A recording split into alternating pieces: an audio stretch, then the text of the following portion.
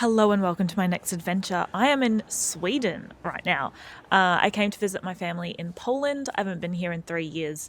By here I mean Europe. And I've wanted to see some of Scandinavia for some time, so I thought I'd see Sweden and Denmark before I go see my family since I'm in the area. Yesterday I came to Gothenburg in Sweden. I got in from Melbourne at around 4 p.m.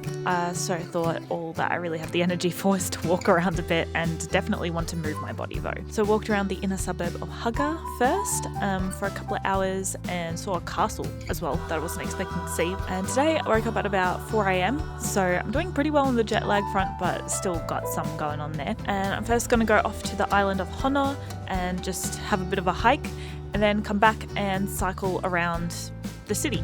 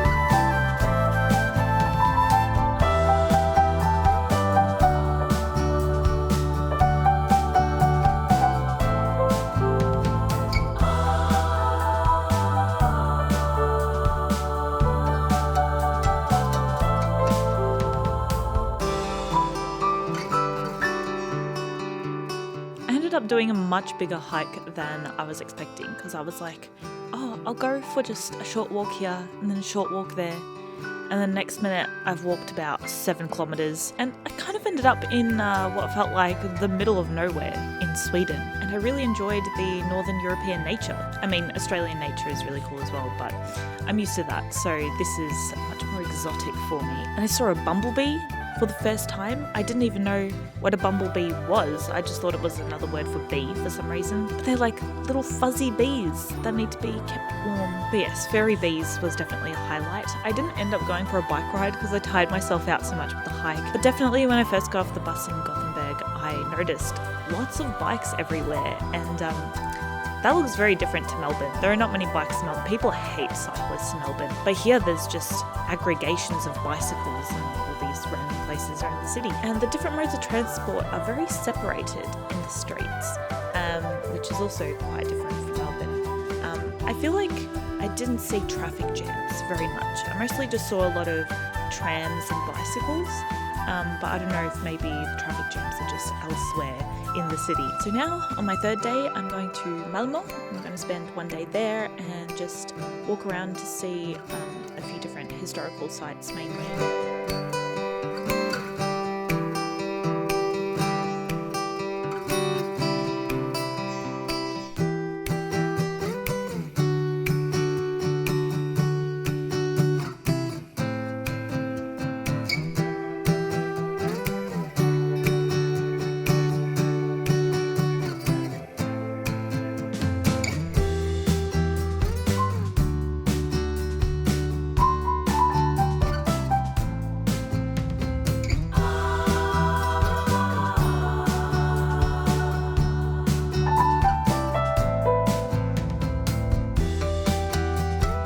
Whew, I have been running all over the place and sightseeing so much that I haven't even managed to check in for many days now. I really enjoyed the day I spent in Malmo. I also saw this art exhibition they have, which I think is my favorite art exhibition that I've ever seen so far, actually. It was all about like how much value we place on work and productivity in the modern world. And it was made up of a few displays that were simple-ish, but very powerful. Really made me think and feel like I need to reassemble my life a little bit when I get back home. I pretty much just spent the day soaking up vibes and attempting to not make a fool of myself and failing trying to eat at a Swedish restaurant. I'm not sure if things just work differently in this particular restaurant to what I'm used to, but there were things involving like a tray and you have to get your own cutlery, even though they do bring the food out to you, and birds ended up eating my food.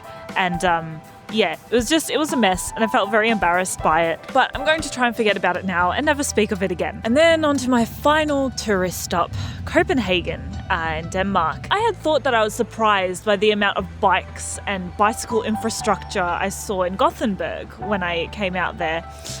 But Denmark was just a whole other level. So of course, I had to see Denmark by bicycle. As soon as I got on the share bikes, I noticed that I was in a very upright position, which I'm very not used to. A lot of people around me were also in such an upright position, maybe like 70%. And I say it was mostly fun because what I didn't know was that the main day that I was spending sightseeing in Denmark, there was a massive marathon event happening and it blocked up a bunch of the main roads, and it was pretty annoying to navigate. I do wish I'd gotten on a bike somewhere in Sweden as well to maybe compare the experiences a little bit. When I dropped off my first bike hire, I went for a walk around the Kastellet, and I must say it was very nice to walk around there. Would definitely recommend.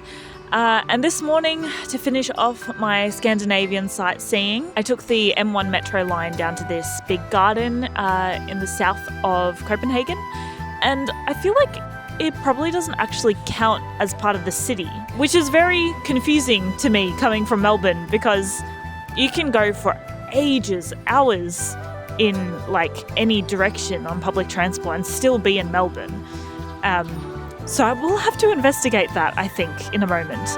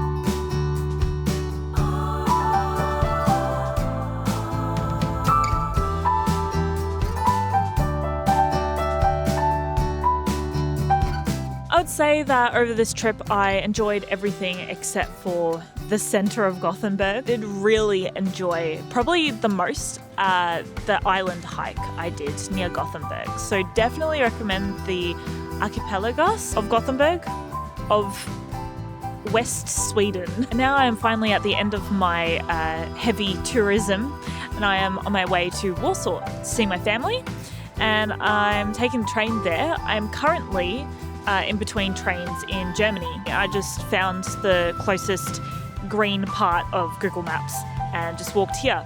and got a pretzel on the way. And if I end up going anywhere new with my family, I guess I'll film that as well and make another vlog for that. I hope you enjoyed following me around part of Europe. Here's my new addition to the map of where I've been, and I'll see you on my next adventure. Bye!